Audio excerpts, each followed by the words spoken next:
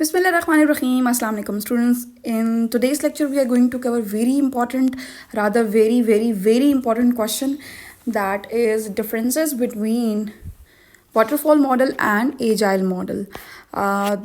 This is going to be very important question. आपकी syllabus में तो उस तरह से book में mention नहीं है कि अलग से mentioned हो कि these are the differences, but ये है कि मैंने सेपरेटली जो एडवांटेजेस में से पॉइंट्स हैं एंड आपकी बुक में से ही जो है वो पॉइंट्स मैंने लेके एक आंसर जो है वो मैंने एक ऑर्गेनाइज्ड मैनर में, प्रेजेंटेबल मैनर में आप लोगों के लिए प्रिपेयर किया है. तो इन केस कि अगर ये क्वेश्चन आता है so you guys will be capable enough to answer this question. So once again this question is going to be very important. मैं अपने स्टूडेंट्स को ये क्वेश्चन ज़रूर दूँ अगर ये टॉपिक इंक्लूडेड हो इन एग्ज़ाम्स, इन क्विज़, कोई भी टेस्ट वगैरह है. बहुत से टीचर्स जो है ये क्वेश्चंस बहुत फ्रीक्वेंटली जो है वो एग्ज़ाम्स में देते हैं. ठीक है, so must prepare the answer of this question. So let's get started and we will see what are the differences between waterfall model and agile model. So हमने डिटेल में प्रीवियस लेक्चर्स में already पढ़ चुके हैं कि waterfall model is a sequential and linear model. ठीक है, आप सिंपल ये कह दें कि इट्स अ सीक्वेंशियल, सिंपल ये भी कह सकते हैं it's a sequential and linear software development model, या फिर ये कह दें कि it's a sequential and linear software development approach or methodology. अब क्यों ये सीक्वेंशियल है, क्यों ये लीनियर है, ऑलरेडी बहुत डिटेल में मैं इसको कवर कर चुकी हूँ इन प्रीवियस लेक्चर. अगर आप लोगों ने डिटेल में समझना है तो आप वाटरफॉल मॉडल से रिलेटेड जो मेरा डिटेल लेक्चर है उसको काइंडली जो है वो विज़िट कर लें, एक दफ़ा उसको देख लें, उसको सुन लें, वहाँ से आपका कॉन्सेप्ट क्लियर हो जाएगा. Okay, in comparison to this point, agile model is comparatively iterative and incremental. So we can say that agile model is iterative and incremental model are software development approach or methodology. ठीक है, तो यहाँ पे आपका जो first difference है that is clear. Second point is waterfall model is rigid.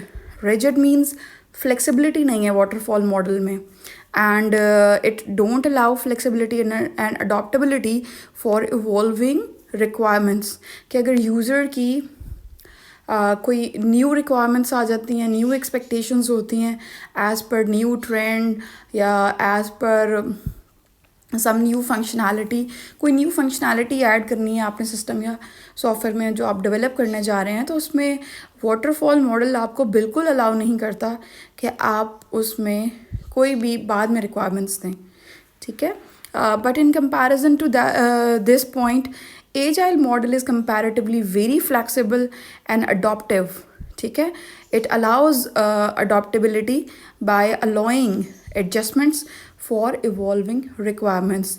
Agile model में time to time जो है वो रिक्वायरमेंट्स आती रहती हैं, उन रिक्वायरमेंट्स के अकॉर्डिंगली जो है वो चेंजिंग्स भी होती रहती हैं, इम्प्रूवमेंट्स भी होती रहती हैं एंड डेवलपमेंट भी होती रहती है.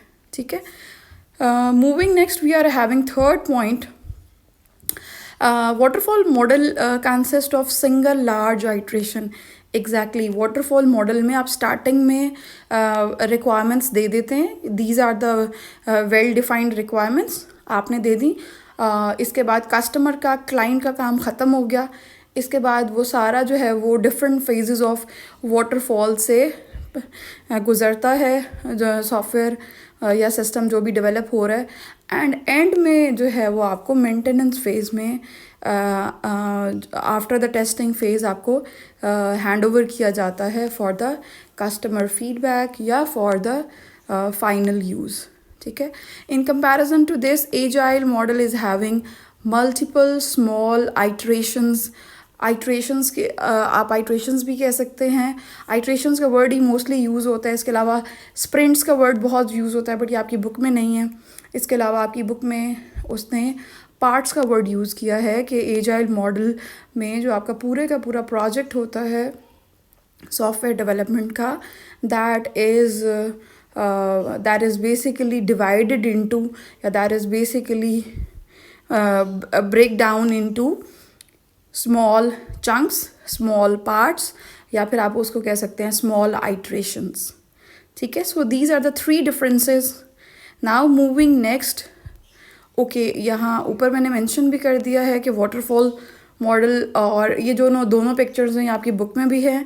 आप अपनी बुक से ये ज़रूर जो है वो प्रिपेयर कर लीजिएगा एंड कहीं पे भी ड्रॉ करने के लिए आए, so that you guys will be capable enough to draw these 2 models with its phases. So the fourth one is, it is suited for projects with stable and well defined requirements.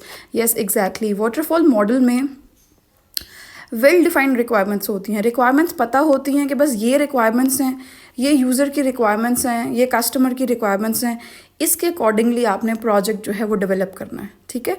On going process जब start हो जाता है तो दरमियान में आप ना तो रिक्वायरमेंट्स देते हैं, ना तो कोई चेंजिंग्स करवा सकते हैं, कुछ भी नहीं। ये मैंने वही एग्जांपल आपको लेक्चर में दी थी। ये बिल्कुल इसी तरह से है कि आप किसी नई जगह से अगर पिज़्ज़ा ऑर्डर कराते हैं, ठीक है, तो बस आपने ऑर्डर प्लेस कर दिया, आपने बता दिया कि आपको ये पिज़्ज़ा जो है ये चाहिए, और वो बस जब तक डिलीवर नहीं हो जाता तब तक जो है वो आप उसके टेस्ट, अगर आपने से उस जगह का टेस्ट नहीं किया हुआ पहले पिज़्ज़ा का, तो यू हैव नो आइडिया कि what would be the taste and what would be the quality of that pizza which is going to get order to you, get delivered to you.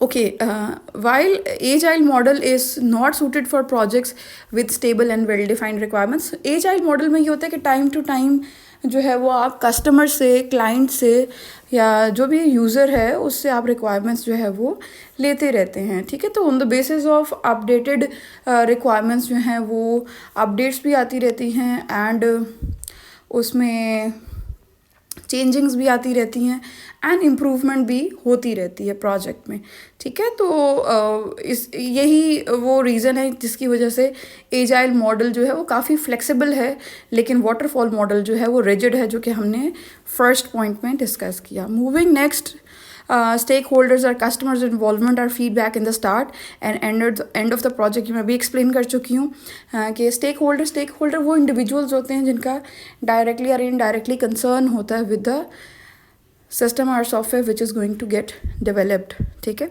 तो stake holders कह दें या आप customer कह लें, तो customers की या यूज़र्स की जो इन्वॉल्वमेंट होती है या उनकी जो फीडबैक होती है वो आप या तो स्टार्ट ऑफ द प्रोजेक्ट में लेते हैं, या फिर जब आपका पूरा का पूरा सॉफ्टवेयर डेवलपमेंट कंप्लीट हो जाती है at the end of the project, तब आप जो है वो फीडबैक लेते हैं कस्टमर की। आप दरमियान की जो स्टेजेस होती हैं उसमें आप उस जो कस्टमर्स की जो इन्वॉल्वमेंट है वो बिल्कुल भी उसमें इंक्लूड नहीं करते, ठीक है।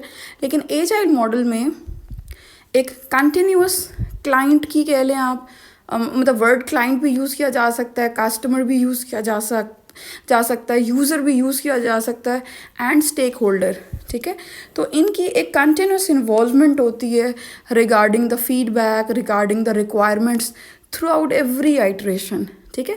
बिकॉज एजाइल में we do have different iterations, आपकी मल्टीपल आइट्रेशंस होती हैं, ठीक है, और हर आइट्रेशन जो है वो सेम वो जो सर्कल उन्होंने शो किया हुआ है, मतलब उस सर्कल से वो पास आउट हो रही होती हैं, ठीक है। तो every iteration is having every phases of agile model.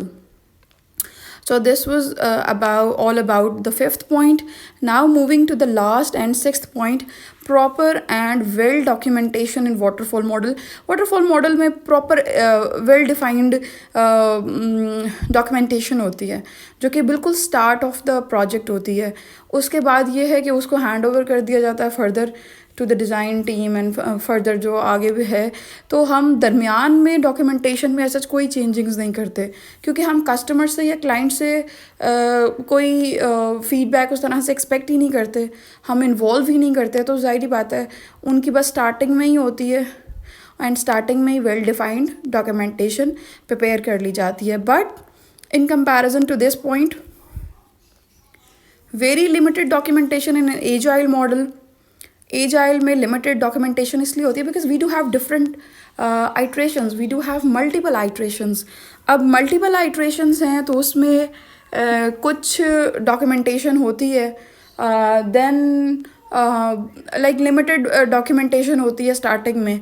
अब जैसे जैसे न्यू रिक्वायरमेंट्स आती जाती हैं as per the user requirement या as per the client or customer expectation, उसके अकॉर्डिंगली जो है वो चीज़ें फिर डॉक्यूमेंटेड भी होती जाती हैं एंड फर्दर डेवलपमेंट की साइड पे भी हो जाती हैं। तो इसका मतलब ये है कि limited documentation in comparison to waterfall model में बहुत डिटेल डॉक्यूमेंटेशन होती है, लेकिन एजाइल में बिकॉज चंक्स होते हैं, पार्ट्स होते हैं, स्मॉल स्प्रिंट्स होते हैं, ठीक है, स्मॉल आइट्रेशंस होती हैं, तो उन केसेस में हमारे पास डॉक्यूमेंटेशन भी लिमिटेड होती है और डॉक्यूमेंटेशन भी स्मॉल ही होती है, ठीक है। So these are 6 differences about waterfall model and agile model.